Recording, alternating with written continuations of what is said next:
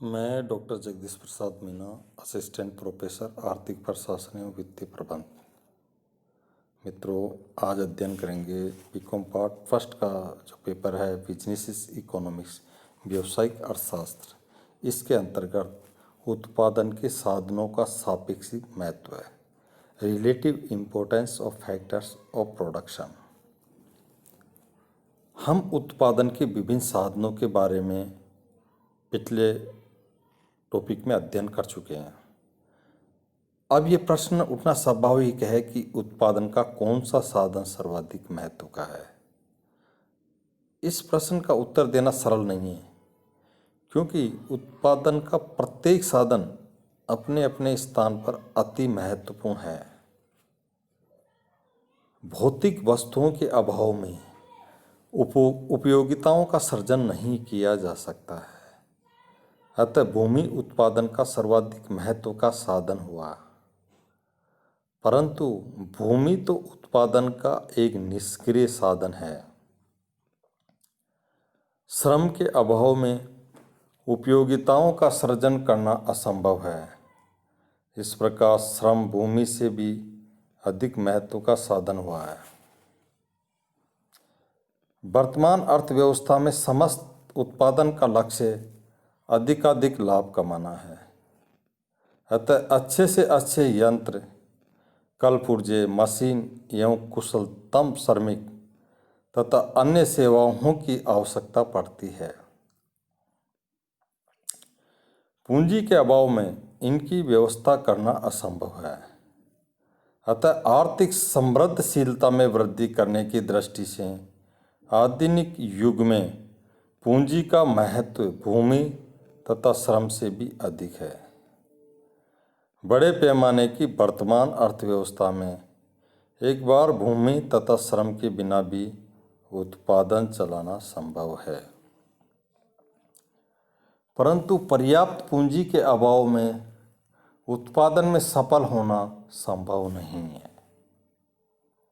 उत्पादन का पैमाना बढ़ने पर भूमि, श्रम व पूंजी का प्रयोग बड़ी मात्रा में किया जाता है।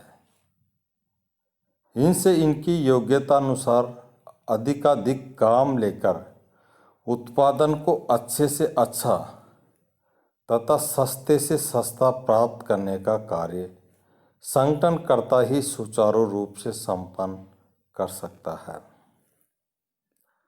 संगठनकर्ता के अभाव में उत्पादन क्रिया छिन्न विच्छिन्न हो जाती है। उत्पादन निम्न श्रेणी का होने लगता है तथा लागत अधिक पड़ने लगती है और उत्पादन के साधनों में अकार्य कुशलता व्याप्त हो जाती है। इस प्रकार संगठन भी उत्पादन का एक महत्वपूर्ण साधन है। वर्तमान युग अनिश्चितताओं तथा जोखिम से भरा हुआ है। उत्पादन के साधनों यथा भूमि, श्रम, पूंजी तथा संगठन को भी इन अनिश्चितताओं तथा जोखिम से सुरक्षा की आवश्यकता है। इस प्रकार की सुरक्षा के अभाव में उत्पादन में वे सहयोग देने का सहमत नहीं होते। अतः साहसी इन्हें सुरक्षा प्रदान करके इन्हें आगे आकर उत्पादन में सहयोग देने के लिए प्रेरित करता है। इस प्रकार साहस भी उत्पादन का एक अति महत्वपूर्ण साधन है। विवरण के आधार पर यह कहना पड़ेगा कि वर्तमान में बड़े पैमाने की प्रतिस्पर्धात्मक अर्थव्यवस्था में उत्पादन के सभी पांचों साधन महत्वपूर्ण है। अपने अपने स्थान पर सभी अपरिहार्य है। प्रत्येक के बिना उत्पादन को सफलतापूर्वक चलाना असंभव है।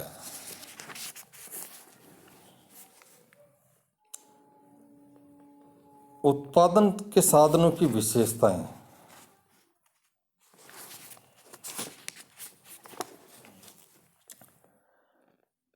मात्रा में सीमित, लिमिटेड इन क्वांटिटी। हवा तथा प्रकाश को छोड़कर उत्पादन के सभी साधन मात्रा में सीमित होते हैं। व्यक्तिगत दृष्टि से इन सब के लिए विनिमय मूल्य देना पड़ता है, इसलिए इन्हें आर्थिक कहा जाता है। वैकल्पिक प्रयोग। उत्पादन के साधनों को उत्पादन के विभिन्न कार्यों में प्रयोग किया जाता है। उदाहरणार्थ भूमि का प्रयोग कृषि, ईंट व भवन निर्माण, खेल का मैदान, हवाई पट्टी आदि निर्माण के लिए किया जा सकता है, इसलिए इन्हें सर्वतोमुखी कहा गया है। परंतु आज के विशिष्टीकरण के युग में उत्पादन के साधनों का ये गुण सीमित होता जाता है। नगर के आसपास की भूमि का प्रयोग कृषि करने के बजाय भवन निर्माण, क्रीड़ा स्थल, सिनेमाघर, कारखाना निर्माण आदि के लिए करना अधिक लाभकारी होता है। नेक्स्ट बिंदु है परिवर्तनीय अनुपात में प्रयोग। अधिकांश वस्तुओं का उत्पादन के विभिन्न साधनों को विभिन्न मात्राओं में मिश्रित कर किया जा सकता है।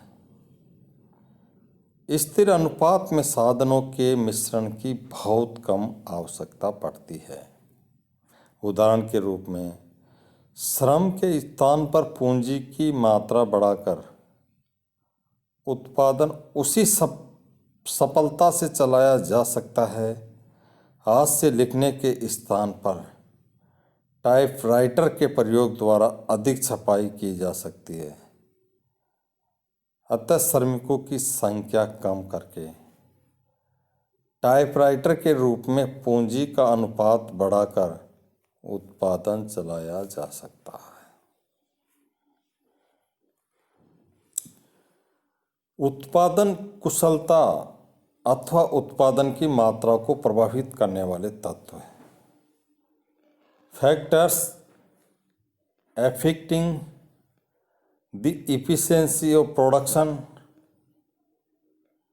किसी देश की आर्थिक समृद्धशीलता उस देश की उत्पादन कुशलता एवं उत्पादन की मात्रा का परिणाम होती है। अर्थात जिस देश में एक निश्चित समय में उपलब्ध उत्पादन के साधनों से कम लागत पर अधिक से अधिक तथा अच्छी से अच्छी वस्तुओं एवं सेवाओं का उत्पादन प्राप्त किया जाता है, वह देश उतना ही समृद्धशाली होता है। उत्पादन की मात्रा व किस्म को प्रभावित करने वाले तत्वों को दो वर्गों में रखा जा सकता है। पहला है आंतरिक तत्व, दूसरा है बाह्य तत्व। आंतरिक तत्व इंटरनल फैक्टर्स, इसके अंतर्गत एक उत्पादन के साधनों की व्यक्तिगत कार्य कुशलता, सेकंड उत्पत्ति में उनका समन्वित एवं अनुकूलतम उपयोग आते हैं। उद्यम विशेष में प्रयुक्त उत्पादन के साधन अगर कार्य कुशल है तो उत्पादन अधिक मात्रा में होगा तथा किस्म भी सुधरेगी, परंतु ये तभी संभव होगा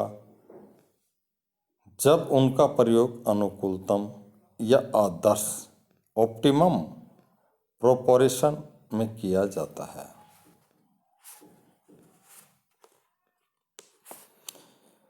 बाह्य तत्व एक्सटर्नल फैक्टर्स, उत्पत्ति के साधनों की कार्य कुशलता बाह्य तत्वों द्वारा काफी मात्रा में प्रभावित होती है। अतः बाह्य तत्व उत्पत्ति की मात्रा एवं किस्म दोनों को ही प्रभावित करते हैं। इनके अंतर्गत प्राकृतिक या भौतिक तथा मानव तत्व आते हैं। इनका वर्णन नीचे किया जा सकता है। प्राकृतिक तत्व नेचुरल फैक्टर्स, किसी देश की भूमि की धरातली बनावट, उर्वरा शक्ति, जलवायु, प्राकृतिक प्रकोप आदि बातों का उस देश के उत्पादन की मात्रा एवं किस्म पर भारी प्रभाव पड़ता है। उदाहरणार्थ, भारत में मानसून की विषमताओं के कारण कृषि में ही नहीं वरना समस्त भारतीय अर्थव्यवस्था मानसून का जुआ बनी रहती है। एक और प्रकृति की उदारता उत्पत्ति बढ़ाकर आर्थिक समृद्धिशीलता प्रदान करती है, तो दूसरी ओर प्राकृतिक प्रकोप एवं विषमताएं उत्पत्ति के ह्रास द्वारा भुखमरी व बेकारी आदि को जन्म देती है। सस्ते एवं पर्याप्त कच्चे माल की उपलब्धि,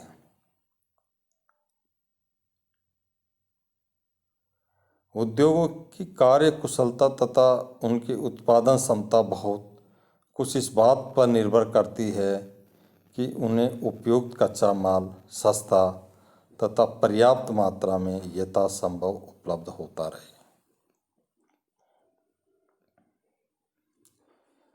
उत्पादन की नवीनतम तकनीक का प्रयोग, उत्पादन की वैज्ञानिक एवं नवीनतम तकनीक के प्रयोग द्वारा उत्पादन प्रक्रिया में सुधार होता है,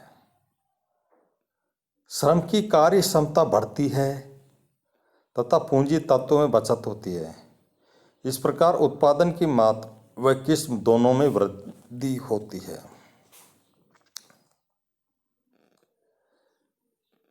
विकसित बैंकिंग एवं साख व्यवस्था, पर्याप्त तथा सस्ती मात्रा में पूंजी उपलब्ध होने से उत्पादक वैज्ञानिक एवं नवीनतम तकनीक का उपयोग करने की दृष्टि से अभिनवीकरण अपना सकता है। कुशलतम श्रमिक एवं संगठनकर्ताओं की सेवाओं का प्रयोग कर सकता है, साथ ही स्वयं के परिवहन साधन आदि की व्यवस्था कर सकता है। अतः देश में बैंक, बीमा कंपनियों आदि के रूप में पूंजी एवं साख प्रदान करने वाली संस्थाएं विकसित होनी चाहिए। औद्योगिक वित्त निगम, अंतर्राष्ट्रीय विकास बैंक और विदेशी सहायता आदि तत्व उत्पादन में भारी योगदान प्रदान करते हैं। विकसित परिवहन एवं संचार सुविधाएं, उद्योगों को कच्चा माल, कोयला, श्रमिक पूंजी आदि तत्वों को उपलब्ध कराने तथा उनके निर्मित माल को उपभोक्ताओं तक सस्ती से सस्ती लागत पर शीघ्र पहुंचाने का श्रेय देश की विकसित परिवहन एवं संचार व्यवस्था का होता है। अनुसंधान एवं अन्वेषण सुविधाएं, लागत को कम करने की दृष्टि से यदि देश में सरकार, उद्योगपति तथा निजी व्यक्तित्व उत्पादन संबंधी नई रीतियों की खोज में लगे रहते हैं, तो देश के उद्योगों को इन रीतियों का प्रयोग करके कम लागत पर अधिक और सुधरा हुआ उत्पादन प्राप्त करने में सफलता मिलती है। शांति तथा सुरक्षा, देश में आंतरिक शांति तथा बाह्य हमलों में सुरक्षा का देश के उत्पादन पर भारी प्रभाव पड़ता है। भारत में घेराव, हड़तालें,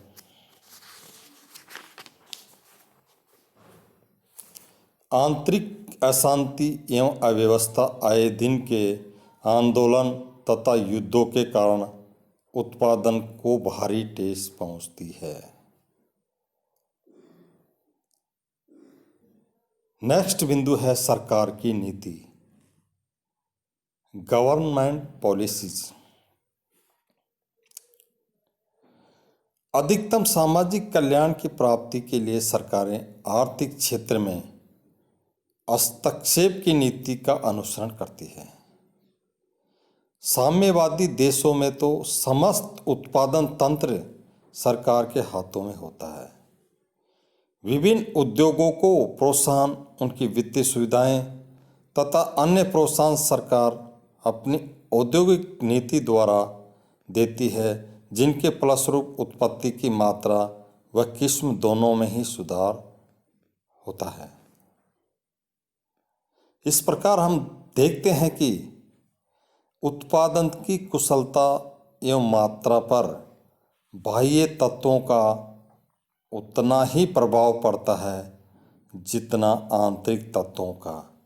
अतः दोनों ही तत्व उत्पादन को समान रूप से प्रभावित करते हैं।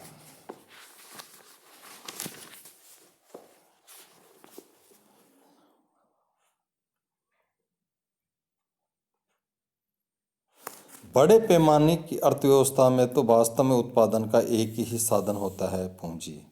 आज हमें समस्त प्रकृति प्रदत्त वस्तुओं यथा भूमि का टुकड़ा, खान, नदी, पहाड़ आदि के लिए पूंजी व्यय करनी पड़ती है। श्रम में भी पूंजी व्यय करनी पड़ती है। श्रम में पूंजी निवेश द्वारा कार्य कुशलता में वृद्धि करके श्रम की मात्रा बढ़ाई जा सकती है।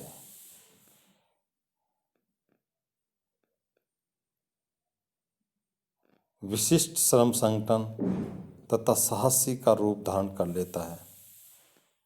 इस प्रकार उत्पादन का एक ही साधन कहा जा सकता है और वह है पूंजी। परंतु वर्तमान विवरण व्यवस्था की जटिलता के कारण उत्पादन के साधनों को भूमि, श्रम, पूंजी, संगठन तथा साहस आदि होते हैं।